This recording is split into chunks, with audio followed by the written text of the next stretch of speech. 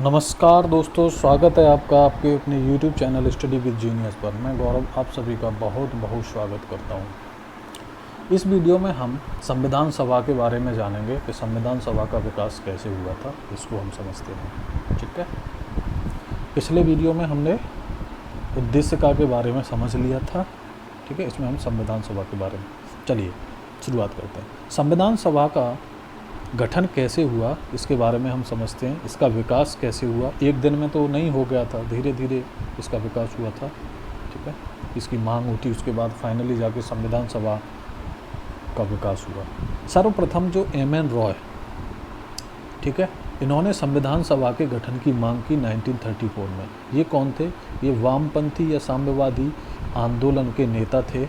ठीक है, एम.एन. रॉय, जिन्होंने 1920 में साम्यवादी दल की भारत में कम्युनिस्ट पार्टी की घोषणा की थी। ठीक है, जो फिर फाइनली 1934 में जाके बनी थी, वही थे ये। इन्होंने संविधान सभा के गठन की बात की। उसके बाद कांग्रेस ने 1935 में कांग्रेस ने आधिकारिक रूप से संविधान सभा के गठन की मांग की। ये क्रम को ध्यान रखिए। ठीक है, नेक्स्ट आगे चलते हैं। 1938 में पंडित जवाहरलाल नेहरू ने क्या कहा? उन्होंने कहा कि स्वतंत्र भारत के लिए संविधान का निर्माण वयस्क मताधिकार के आधार पर चुनी गई संविधान सभा द्वारा किया जाएगा। वयस्क मताधिकार के आधार पर चुनी गई संविधान सभा द्वारा किया जाएगा। ठीक है, चलिए आगे 1940 में आया आपका अगस्त प्रस्ताव। ये कब आया था? 8 अगस्त को। ठीक है, इस अगस्त प्रस्ताव में पंडित जवाहरलाल नेहरू की बातों को औपचारिक रूप से मान्यता दे दी गई। बट इस प्रस्ताव का दूसरा नाम है लिनलिथगो प्रस्ताव भी बोलते हैं इसको, क्योंकि उस समय वायसराय लॉर्ड लिनलिथगो थे, वही इसको लेकर के आए थे। ठीक है, तो इसमें कहा गया था कि जो संविधान है, संविधान का जो निर्माण होगा, उसके लिए जो संविधान सभा बनेगी वो द्वितीय विश्व युद्ध के बाद ऐसा हम करेंगे। तो इसलिए इस बात को, इस अगस्त प्रस्ताव फेल हो गया। ठीक है, आगे चल के 2 साल बाद क्रिप्स मिशन आता है। ठीक है, क्रिप्स प्रस्ताव आता है 1942। ठीक है, ये 30 मार्च 1942 को क्रिप्स ने, ठीक है, सर स्टैफोर्ड क्रिप्स जो थे, व्यापारिक बोर्ड के अध्यक्ष थे, ये ब्रिटिश व्यापारिक बोर्ड के, उन्होंने क्रिप्स प्रस्ताव पेश किया। ठीक है, क्या पेश किया? क्रिप्स प्रस्ताव। ठीक है, तो इन्होंने क्या कहा कि स्वतंत्र संविधान के निर्माण का जो प्रस्ताव था उसको इन्होंने स्वीकार कर लिया, इस बात को। ठीक है, लेकिन इन्होंने भी क्या कहा? यही बात कि संविधान को द्वितीय विश्व युद्ध के बाद अपनाया जाएगा, ये बात इन्होंने भी बोली। ठीक है, तो इसको मुस्लिम लीग ने इसको स्वीकार कर दिया।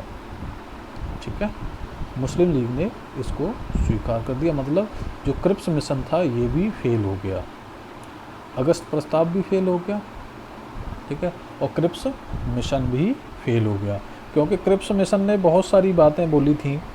ठीक है, उन्होंने कहा था कि जो इस संविधान को स्वीकार करें वो स्वीकार कर सकते हैं, और जो इससे अलग होना चाहते हैं वो अलग भी रह सकते हैं। तो बहुत सारे विवादास्पद इसमें प्रावधान किए गए, तो इसलिए ये भी फेल हो गया था।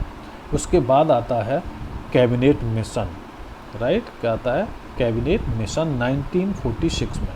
ठीक है, समझिए, तो जो कैबिनेट मिशन है, इसी कैबिनेट मिशन प्लान के तहत ही हमारी, ये पूछा जाता है क्वेश्चन कि बताओ संविधान सभा का गठन किस अधिनियम के तहत हुआ था, किस मिशन के? तो कैबिनेट मिशन प्लान के तहत ही हुआ था 1940। ये जो कैबिनेट मिशन प्लान है वो 24 मार्च 1946 को भारत पहुंचा था, और इसने 16 मई 1946 को अपनी योजना क्या रखी थी? प्रस्तुत की थी। ठीक है, इसमें 3 सदस्य थे। कैबिनेट मिशन प्लान में कितने सदस्य थे? 3 सदस्य थे। कौन कौन थे? एक सदस्य थे लॉर्ड पेंथिक लॉरेंस। कौन थे? ये भारत सचिव थे उस समय, लॉर्ड पेंथिक लॉरेंस। दूसरे थे सर स्टैफोर्ड क्रिप्स, जो क्रिप्स मिशन वाले थे वही सर स्टैफोर्ड क्रिप्स। तीसरे थे ए बी अलेक्जेंडर, ध्यान रखें कई बार एग्जाम में पूछा गया, ए बी अलेक्जेंडर, ठीक है। 3 थे Lord Pethick Lawrence, sir Stafford Cripps और A B Alexander. Lord Pethick Lawrence थे, वो इसके अध्यक्ष थे कैबिनेट मिशन प्लान के। तो इसी के तहत हमारी जो संविधान सभा थी उसका क्या हुआ, गठन हुआ। अब हम देख लेते हैं कि संविधान सभा की में क्या क्या प्रावधान किए गए थे, क्या क्या विशेषताएं हैं उसकी, राइट। इसको समझ लेते हैं, चलिए। तो देखिए संविधान सभा की विशेषताएं आप देखें तो संविधान सभा में विशेषताएं ये थी कि इनमें कुल सदस्य संख्या 389 निर्धारित की गई थी, ठीक है, स्टार्टिंग में, जिसमें से 296 सदस्य ब्रिटिश भारत से थे। यानी जो भारत था, भारत में एक तो ऐसे राज्य थे वो सीधे ब्रिटिश के कब्जे में थे, और कुछ राज्य क्या थे कि वो राजाओं के अधीन थे और राजा ब्रिटिश के अधीन थे। इस तरीके से था, उनका शासन राजा करते थे लेकिन राजा सोवरेन नहीं थे, वो ब्रिटिश के अधीन थे, ठीक है।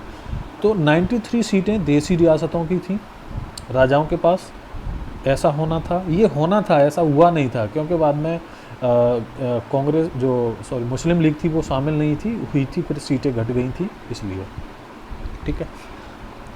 इस ब्रिटिश भारत में भी 292 सीटें 11 गवर्नर के प्रांतों को दी जानी थी और 4 सीटें मुख्य आयुक्तों के प्रांतों को, ठीक है।